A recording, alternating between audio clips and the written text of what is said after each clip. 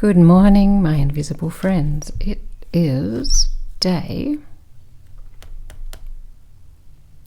12. Actually, it's day 13, but we're doing 2 days at once. So here's yesterday's idea.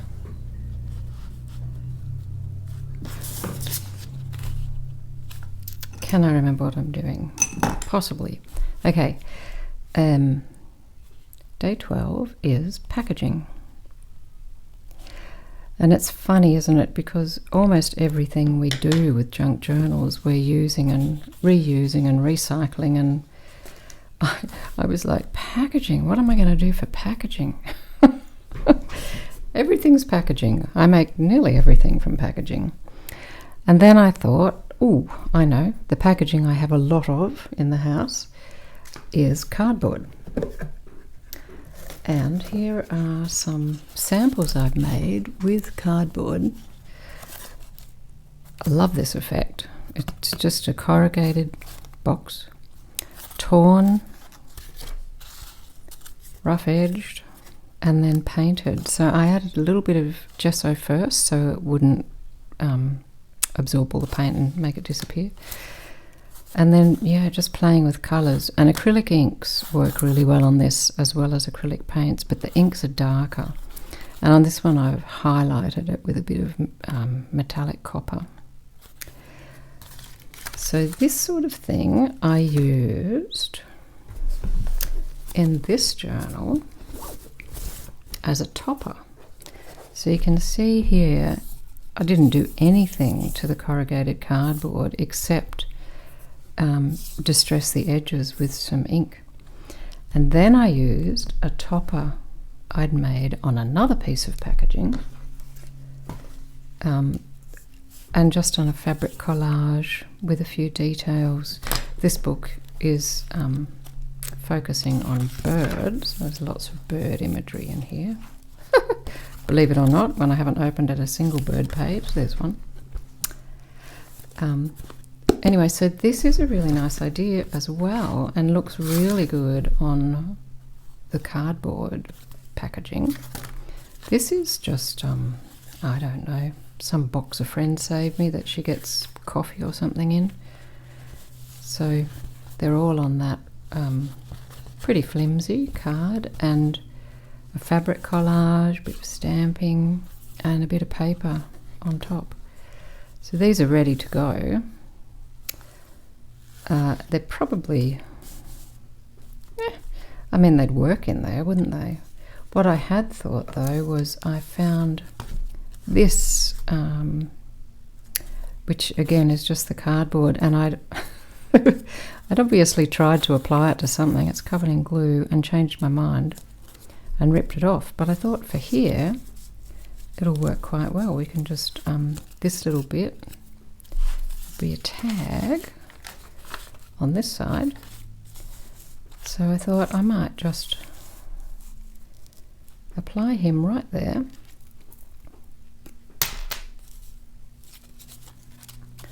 I don't need to glue there, but if I glue here and here and here,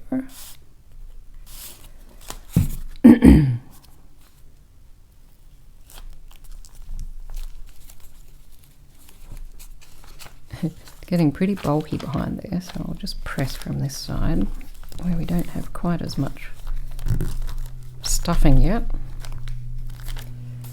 I'm not happy with this. This is the signature cover page and it's bled through. I think I'll probably, I could maybe use these on to cover these. That bears thinking about. Okay. So here's a little bit of packaging done like that. And then I thought the other thing I have a lot of lying around in Dad's stash, again, are these little,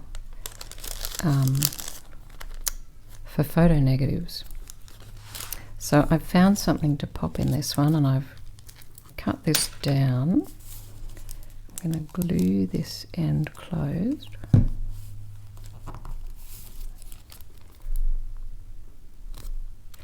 I found it didn't, pardon me, didn't really like being punched out. I had to go over that with scissors. And I found this cute little bit of book page.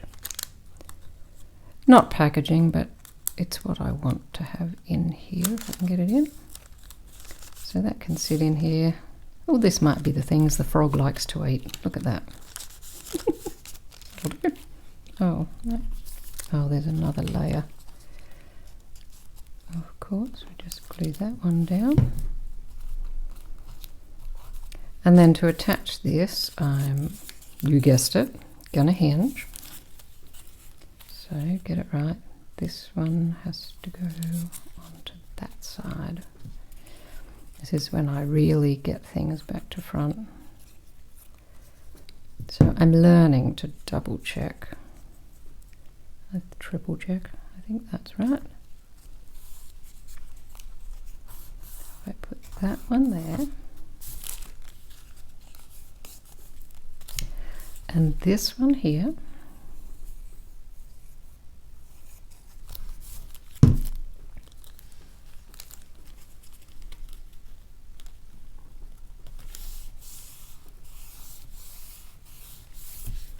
Look at that. Plenty of room for journaling. And we've used some packaging scraps. And I'll be able to find some other scraps to tuck into here at a later date. And the froggy will have some insects to eat. So that's fun. That's my kind of packaging. Now day 13, which is really today, I'm pretty sure, it's another difficult one actually. It's light.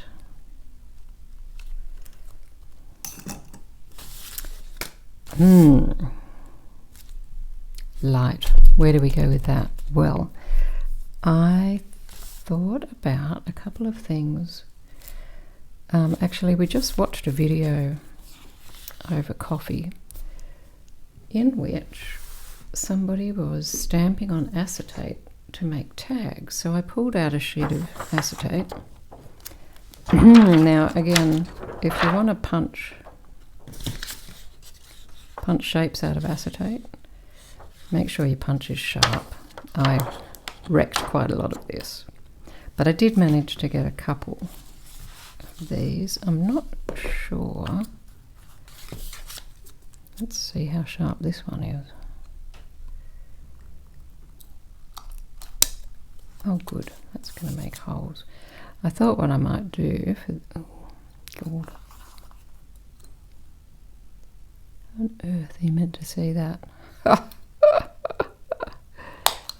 Stab in the dark. Not very centered, but a little bit off. So for something light on the page, a bit of acetate, what could be lighter than that? And I thought we could stamp on it. I hope we can stamp on it. So apparently, continuing with my insect theme, I chose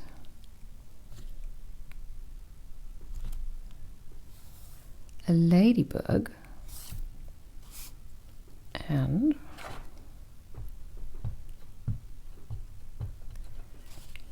some mushrooms. Oh.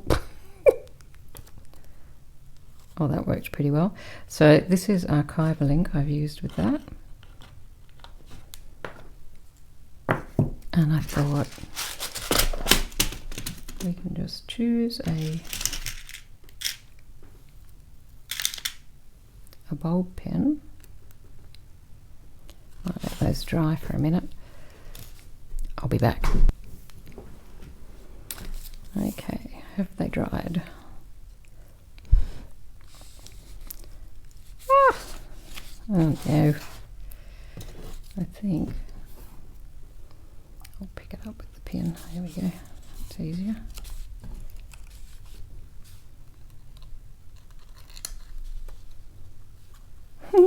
a little ladybird on a mushroom, and then we can just pin those in there.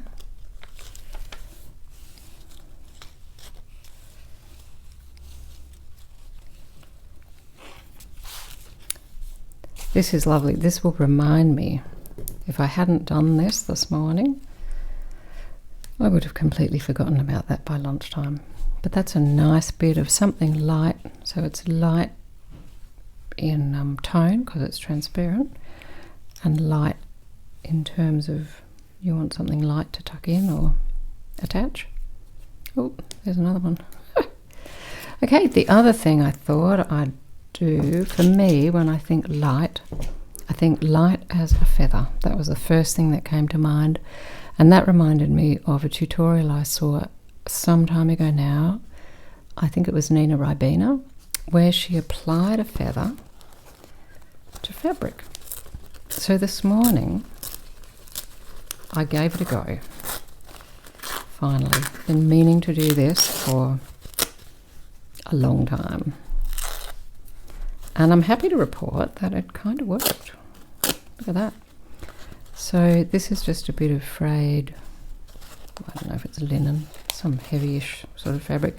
Not quite dry yet. I've been waiting all morning for this to dry.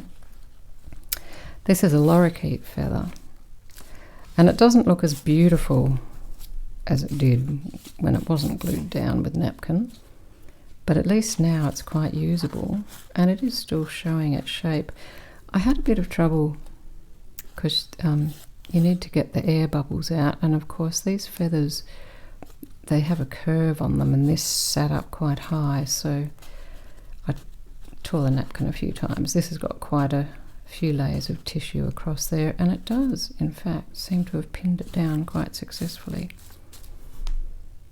So I tried that one. But I also tried this one, which isn't dry yet. And you can really see here the trouble I had. That is still a big air bubble under there. But I think when it dries, this one's really beautiful. It's very iridescent green up here. So we'll see what happens when that dries. But I was thinking I quite like, I might use this in another project, put it back in the sun for now. But I think this one might be dry enough to attach here. How to attach it? Maybe a flip.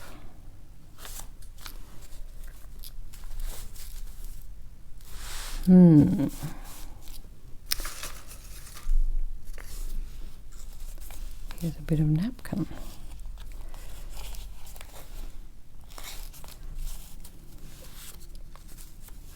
I might try doing it like that, so that this is attached, but this isn't attached, and instead of an invisible hinge, actually have it quite visible. Is that what I want to use? Ooh, this is a bit of Dad's science stuff.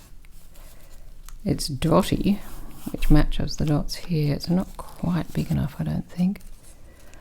I only have a very small container full of scraps here. I think I'm going to stick with my first instinct. It is usually what works best, isn't it? Okay, so if I fold this first, this is a piece of napkin that's been fused to freezer paper. Just with the iron. Couldn't be easier. It's way easier than gluing napkin onto anything.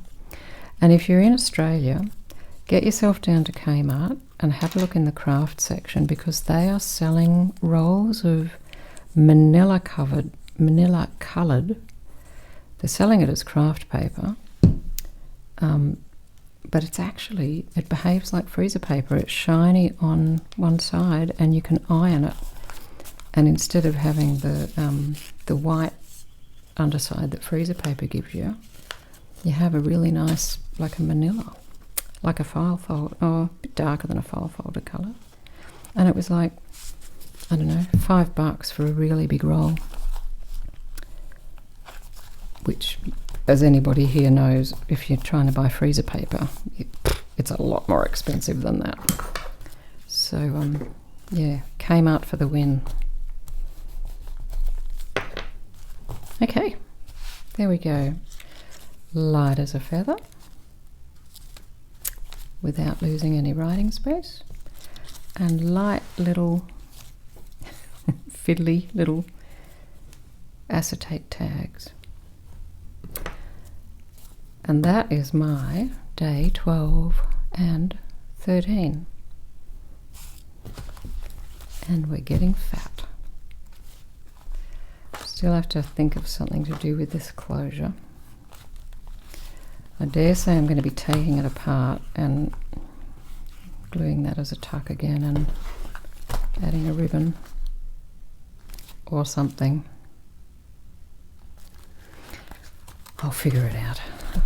Okay, I will see you in a couple of days for the next Junk Journal July prompts.